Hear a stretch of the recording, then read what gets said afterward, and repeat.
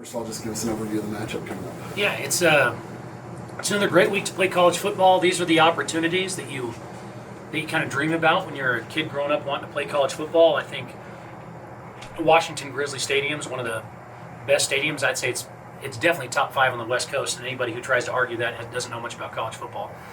It's incredible. My sister was a Grizz. I've been there several times as a fan. I've played there. It's an amazing stadium, and it's a great atmosphere, and I'm sure that those Grizz fans are going to be extra passionate this week. I'm going to be trying to bring us loud and off of our game.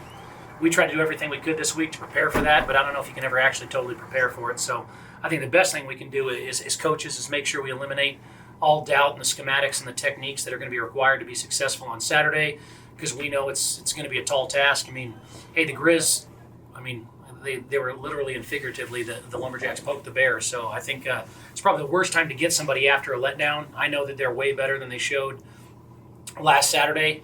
I mean, the Grizz are absolutely the Grizz. They're definitely still the Grizz on defense. If you look at how NAU scored off of the turnovers and the exotic plays, I mean, on offense, they weren't able to do a whole lot other than throw trick plays. I think on offense, they definitely have some skill players. They're just trying to figure out how exactly they can get the ball. I mean, you'll see them, they're finding their way, and then all of a sudden they have a 70, 60-yard touchdown. I mean, they have players. They just got to put it together consistently, and I'm sure after this week of practice that Bobby's doing everything he can to make sure those guys are going to give their best on Saturday. They have a strong, proud tradition, as do we, and I'm excited to try and take the momentum of playing good football last week and try and carry it over to playing quality football this week. And when I say quality football, that's in the minutia. It's not scoring 50 points. It's aligning right, flying to the football, trying to get turnovers. I mean, just the action of stripping and ripping away from the ball on offense, making sure we're snatching and securing when we should be. Cody, you say you've played there. Some of your guys have played there, but you got so many newcomers. What can you possibly say to them to get them ready for Saturday as far as the atmosphere is concerned? Yeah, you just tell them they plan on hearing nothing and plan on being extremely nervous and anxious, because no matter what you want to say, I mean, they got a great special teams unit. Obviously, Coach Hawk heads that up, but you see the amount of snaps that teams have taken inside the 5-yard line, their own 5. This year, it's a little daunting just because, I mean, Ferris State, they had probably 6 snaps down there, and 3 of them, somebody false started or jumped, or they snapped it too early and it hit the quarterback and it wasn't looking.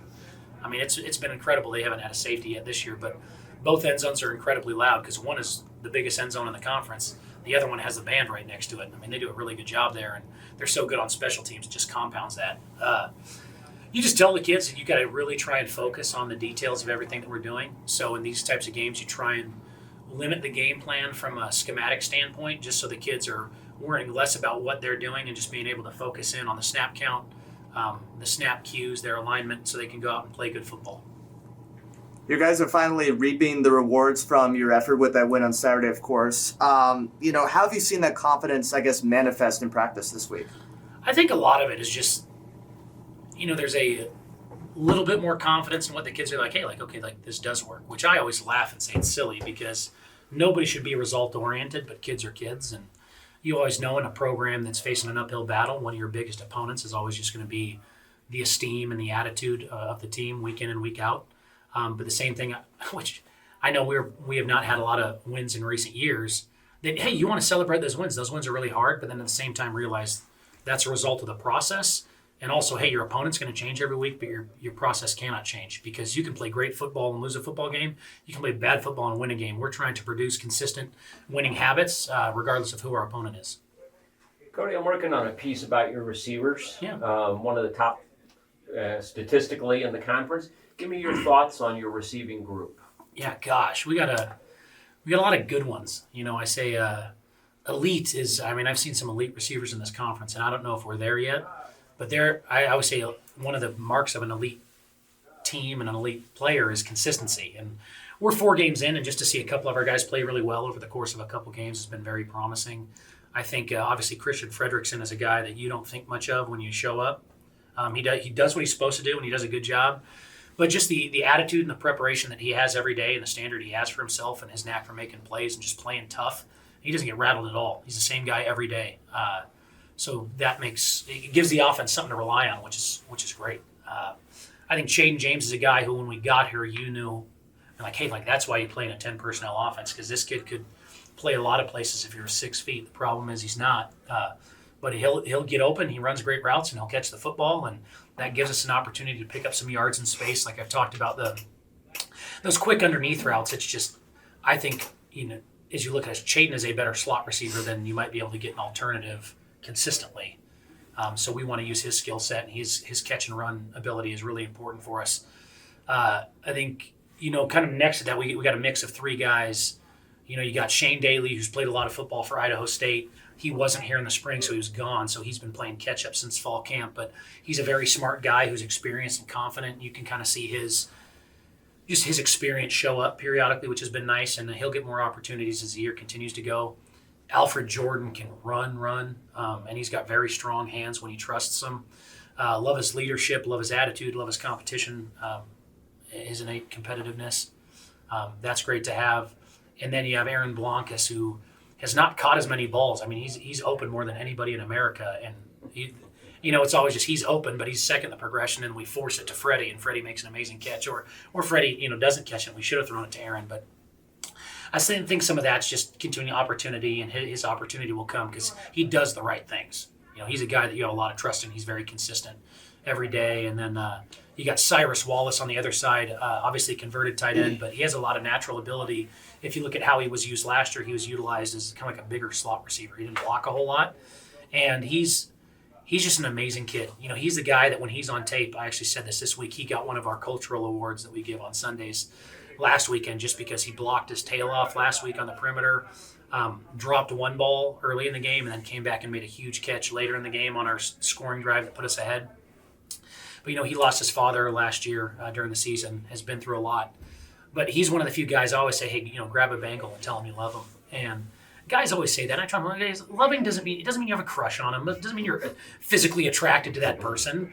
That means like I am willing to do whatever it takes to put you in a good position, and I'm going to give you everything that I have. And Cyrus does that for guys. He walks around like when he says he loves you, he means it. He will do whatever we want, whenever we want, and he deserves to have a lot of his own success because his ability and his experience playing out wide has continued to grow, and we have a ton of faith in him. Mike Shulikov is a really tall guy. He's nicked up right now, school record high jumper, just a great attitude, really smart kid.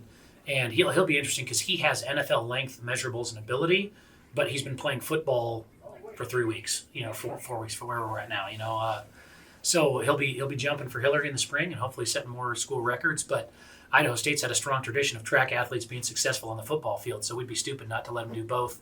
But I really like him, and he's progressed so much over the weeks. Aiden Garcia and Julian Mason are two guys that deserve some credit.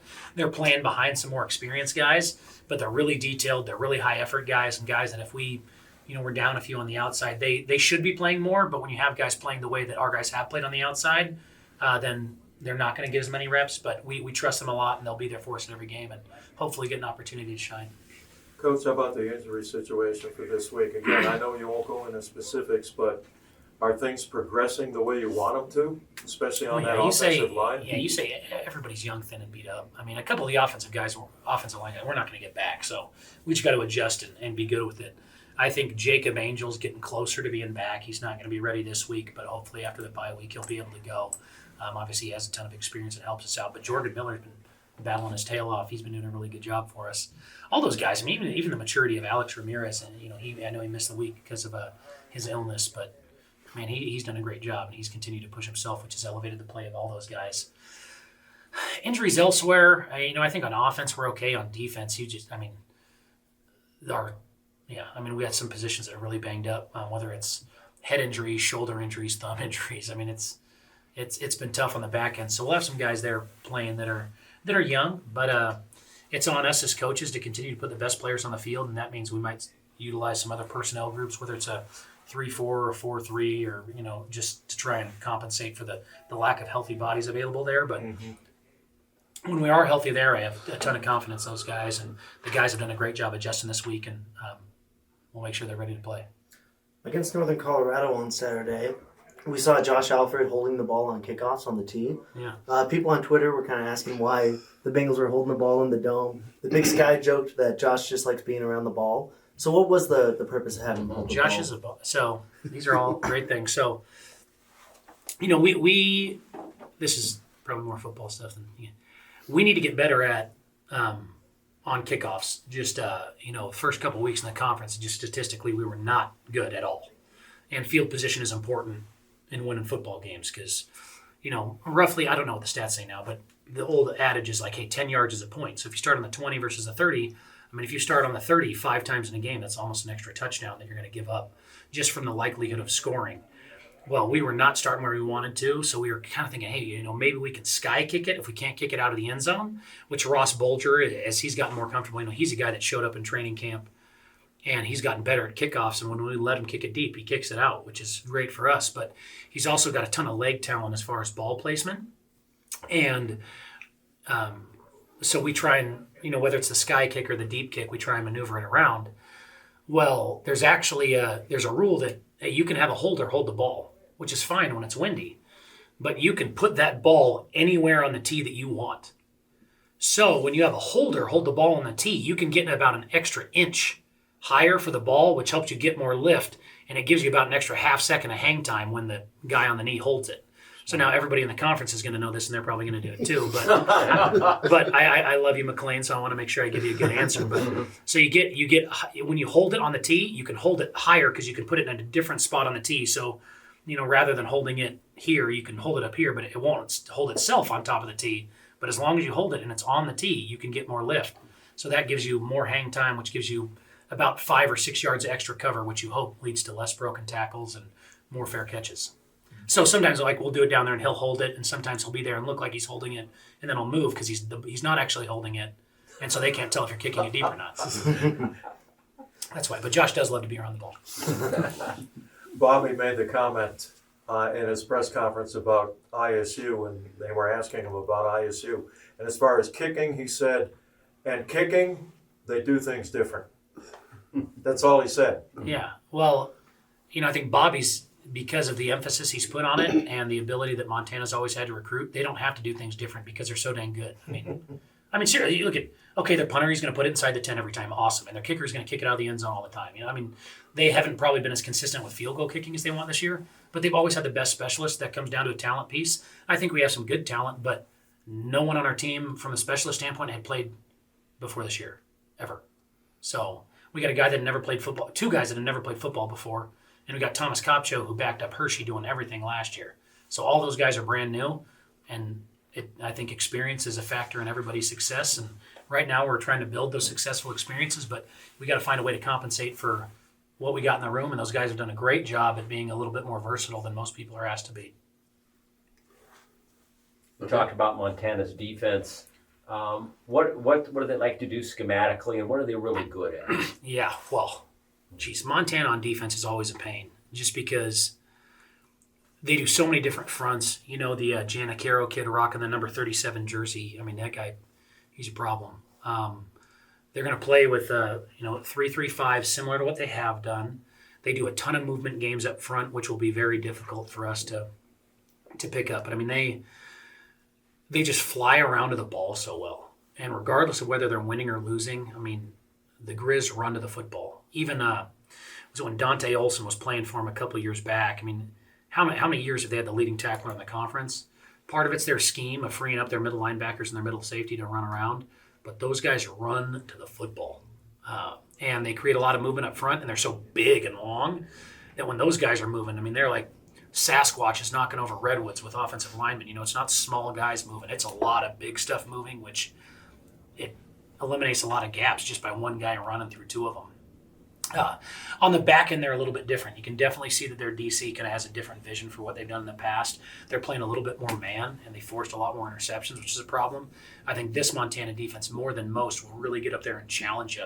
So that's going to be unique for us, trying to figure out, okay, we'll usually use motion to try and beat man, and it's harder to motion when you can't hear the snap count just because timing up everything is so important. So whether it's alignments, schemes, we got to make sure that we're ready for those guys to get up and challenge us. And then out of their 3 high structure, identifying a couple keys that they'll have for when they are going to max drop and force guys into, maybe throwing some interceptions that you don't want to throw. You really got to make sure you're clued on into the tips in the back end about what they're doing coverage-wise. And they also bring way more corner pressure than everybody. We haven't seen a cat blitz all year. That's my word for it. But corner pressure, and they'll bring corner pressure to a one-man surface, two-man surface, three-man. They don't care. I mean, so you always got to make sure, which changes things for your tackles and your running backs. About they always have to be alert for that guy coming from the boundary, no matter what the formation is, which is unique. And like I said, they played well on defense. They have played well on defense. So we started our conference play against Northern Colorado, and we kind of expected that game the Bengals might have a good shot against Northern Colorado.